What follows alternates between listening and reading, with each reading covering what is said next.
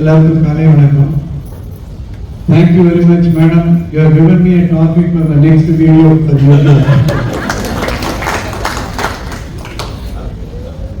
சில வார்த்தைகள் தான் சொல்ல விரும்புகிறேன். மோட்டிவேஷன், மென்டரிங், அப்ரிங்கிங், கோபாலன் அவர்களை போன்று இது போன்ற ஒரு நிறுவனங்கள் இதெல்லாம் இருந்தாலும் கடைசியில படிக்க போவது யார்? இந்த குழந்தைகள். இன்றைக்கு இருக்கக்கூடிய காலகட்டத்தில் ஒரு 40 ஆண்டுகள் கல்வித்துறையில இருந்த ஒரு சிறிய அனுபவத்தில் ஒரு விஷயம் சொல்ல விரும்புகிறேன். சிறியரை மேம்பட செய்தால் தெய்வம் நம்மை வாழ்க்கும் சொல்லுவாங்க.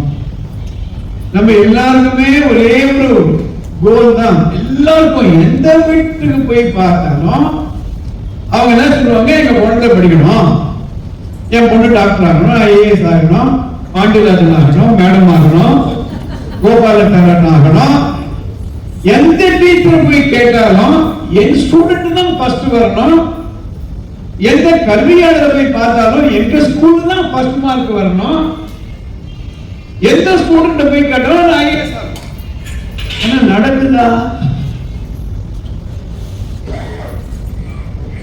காலையில எழுந்த உடனே இன்னைக்கு பல பேர் வீடுகள்ல பைபிளோ கந்த சஷ்டியோ சுப்பிரபாதமோ இல்ல. எழுந்துரா எழுந்துரா எழுந்துரா எழுந்துரா எழுந்துரா எழுந்துரா எழுந்துரா எழுந்துரா எழுந்துருமா எழுந்துருமா எழுந்துருமா எழுந்துருமா. இவ்வளவு தூரம் பேசி ஒரு 7 மணிக்கு அரைக்கண்ணு இப்படி திறந்து எழுந்திருக்கா. ஆனாமா இன்னும் கொஞ்சம் தூங்கினா நல்லா இருக்குமே அப்படி இப்படி பார்த்து கண்ணை திறந்து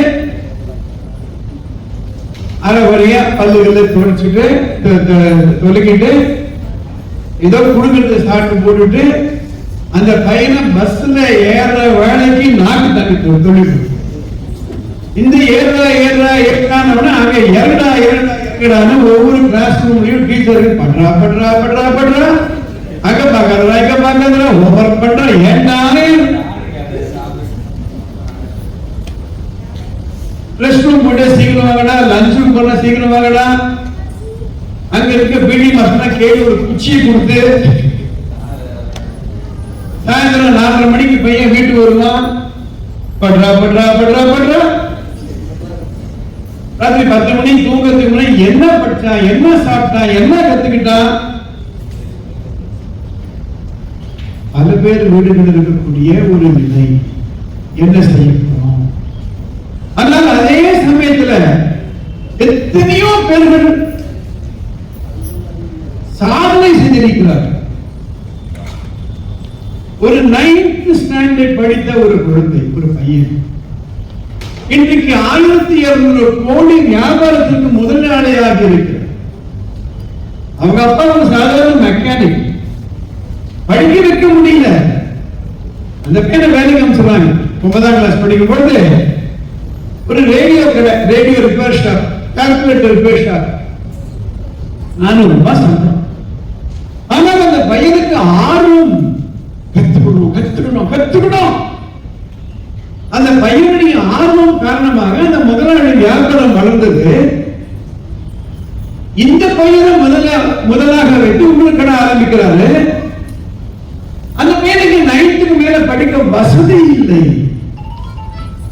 அந்த பையனுக்கு தோணுது, ஏன் நம்ம ஒரு தொழில் முனைய கூடாது?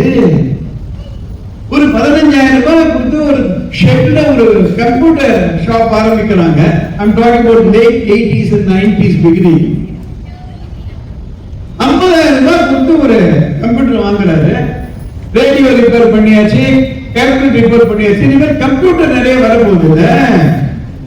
ஒவ்வொரு கம்ப்யூட்டர் வரும்போது அதை பார்க்குறாங்க, வைரஸ் தாக்கப்பட்டு வருகிறது. உடனே இவரும் இவருடைய தம்பியும் சேர்ந்து தரமா படிக்கிறாங்க. வைரஸை பத்தி, ஆன்டி வைரஸ் வேக்சினை பத்தி, சாஃப்ட்வேரை பத்தி. 700 ரூபாய்க்கு ஒரு ஆன்டி வைரஸ் சாஃப்ட்வேர் எழுதுறாங்க. அதுதான் இன்றைக்கு குவிக் ஹீல் டெக்னாலஜி என்று சொல்லக்கூடிய ஒரு மாபெரும் நிறுவனமாக இன்று இருக்கிறது. அவர் பேரு கைலாஷ் கட்கர், அவருடைய தம்பி பேரு சஞ்சய் கட்கர். 9th ஸ்டாண்டர்ட் மட்டும் படிக்க வேண்டும். அங்கிருந்து மும்பைக்கு போவோம். தாராவி என்ற இடத்துல ஒரு குடிசையில வசித்து வந்த ஜெயக்குமார் என்ற ஒரு ஆட்டோ ரிக்ஷா டிரைவருடைய பெண் பிரேமா ஜெயக்குமார் 2013 என்ற காலம் நினைக்கிறேன், ஆல் இந்தியால சார்ட்டர்ட் அக்கவுண்ட் ரேங்க் நம்பர் 1. அங்கிருந்து தென்காசிக்கு வருவோம். போன வருடம் இன்பா என்ற பொண்ணு, அவங்க அம்மா ஸ்டெல்லா அவர்கள் பீடி சுத்தக்கூடிய ஒரு தொழில் செய்தவர். சம்பளம் பத்தல என்று, வருமானம் பத்தல என்று பூத்தொடுக்கிறாங்க. அந்த பெண்ணுக்கு தோணுது, நான் ஏன் ஐஏஎஸ் ஆகக்கூடாது, படிச்சா பாஸ் பண்ணிட்டா 2023. எனவே இன்றைக்கு இருக்கக்கூடிய காலகட்டத்தில் உலகத்தில் இருக்கக்கூடிய வாய்ப்புகள் ஏராளம் ஏராளம். நமது குழந்தைகளுக்கு இருக்கக்கூடிய ஆர்வமும் நமது குழந்தைகளுக்கு இருக்கக்கூடிய ஆசையும் ஏராளம் ஏராளம். அவர்களுக்கு நாம் ஒரு மேடை அமைத்து கொடுக்க வேண்டும். அந்த ஒரு முக்கியமான ஒரு கடமை நமக்கு இருக்கிறது. படிப்பு என்பது ஒரு பள்ளிக்கூடத்தில் ஒரு வகுப்பில் நடக்கக்கூடிய ஒரு சிறிய நிகழ்வு அல்ல, மனதில் ஏற்பட வேண்டிய ஒரு நிகழ்வு. அந்த மனதில் அந்த ஒரு ஸ்பார்க் வரல அப்படின்னா ஒண்ணு நடக்கும்.